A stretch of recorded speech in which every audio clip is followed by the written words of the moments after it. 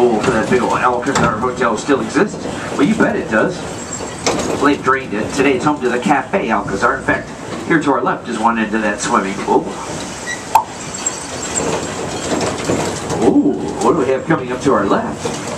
A parking lot. And to our right, a parking lot. But wait, what were they in 1889 when the place was a hotel? Well, they weren't parking lots. We didn't have any cars back then. But they were open areas.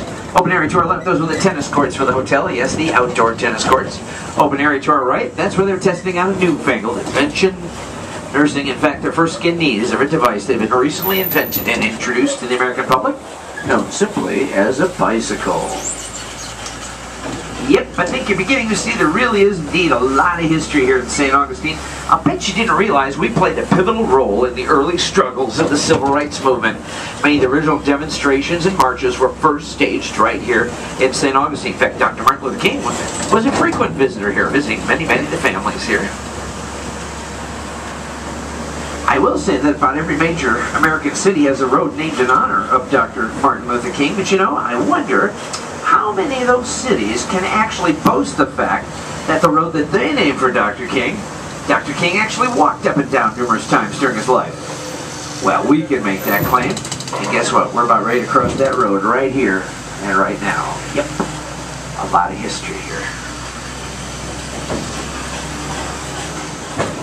Years. Today it's an office complex for various concerns.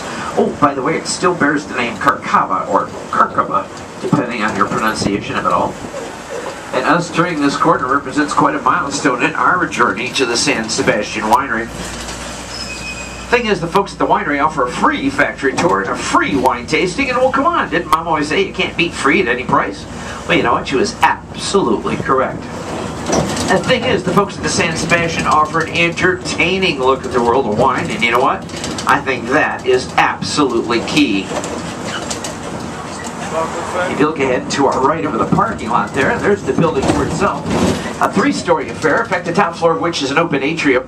And on the weekends, they have a live band up there, libations flowing freely, food. Oh yeah, quite a wonderful way to while away the afternoon and evening hours at old St. Augie'ville. Hey, got an idea. We're here. Why not pull up in front? I'm sure I have some music that'll go along with this that they make us play.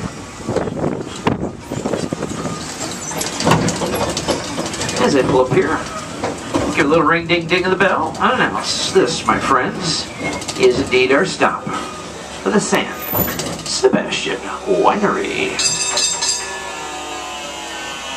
Pull up the sectional sofa and watch the big screen TV.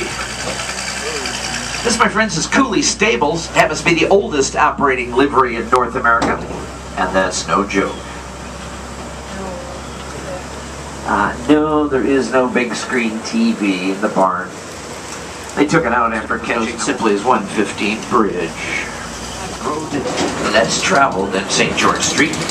Many fine shops, bistros, places to explore. One of the wonderful places to explore is here to our left, the Spanish Military Hospital Museum. If you ever wondered what it would have been like to be a doctor or even a patient back in colonial days, I find no better place to send you to begin your research than right there.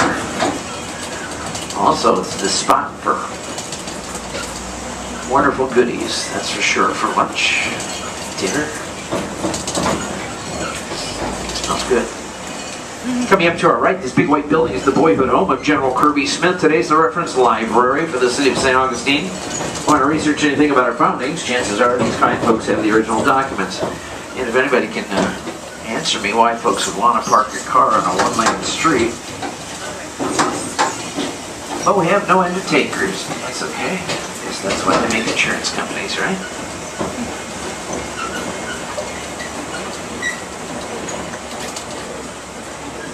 And there's our stop for Avali Street. In fact, you might notice we're right across the Jimenez House here to our right. Had you been a visitor back in colonial days, chances are that might have been the inn that you would have stayed at. Today it's a museum, where people come to see them. Obviously, you see how narrow the streets are here in the oldest part of town. Not exactly conducive to parking. Or to driving, come to think of it.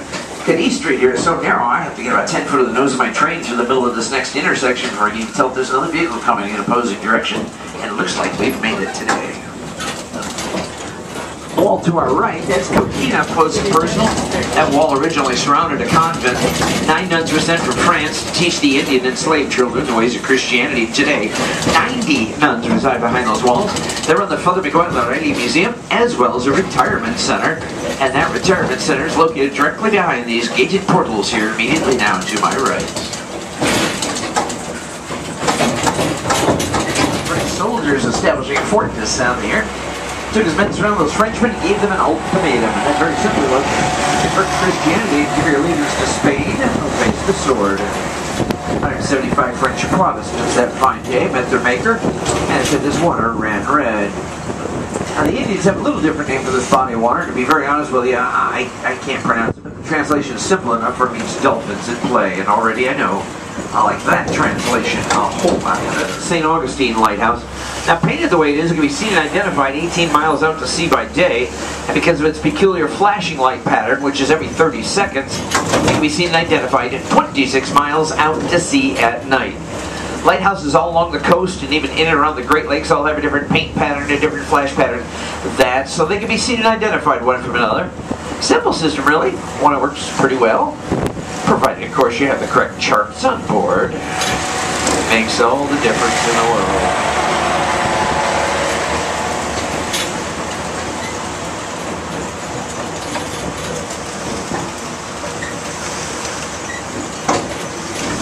Coming up to our right, very interesting vessel in port there. Yep, that's a pirate vessel, the Black Raven.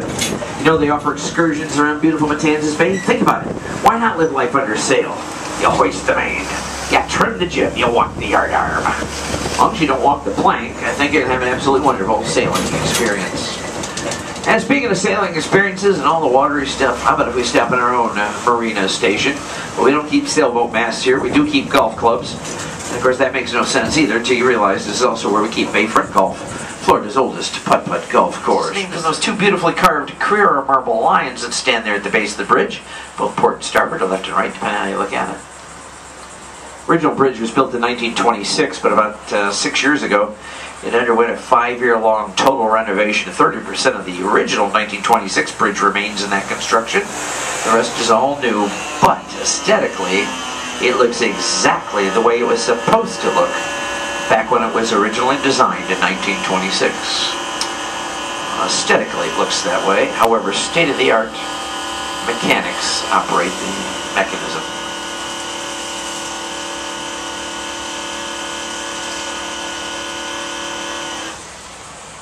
It was a hassle when they were building that bridge or redoing that bridge, traffic-wise, but it was worth it. We got a beautiful bayfront here. In fact, if you get a chance to walk along the promenade here to our right, and I invite you to do so, keep your eye to the water, because chances are you're going to see dolphin out there, and I'm not kidding about that. I sail these waters frequently. Trust me, there are indeed plenty of bottlenose dolphin out there.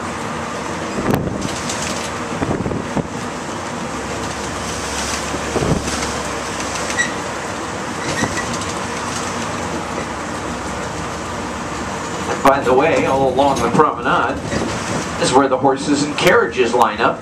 If you ever wanted to engage a horse and a carriage for a little trip around St. Augustine, you know what? This would be the ideal place to do just exactly that, all along the bayfront. As for us, our next step is going to be the Castillo San Marcos, the oldest stone masonry object in North America, the fort that's never been taken in battle. By the way, it happens to be a national park, so if you have a national park pass, a golden eagle, that kind of thing, show it, smile, and keep on walking. They'll let you right in. Now, this building looks to you like it was painted white. Guess what? It really was. Painted to resemble the Spanish battle flag you see flying above it. In other words, the building is white, turrets are red, with psychological warfare at its finest. And this, my friends, our stop for the Castillo San Marcos.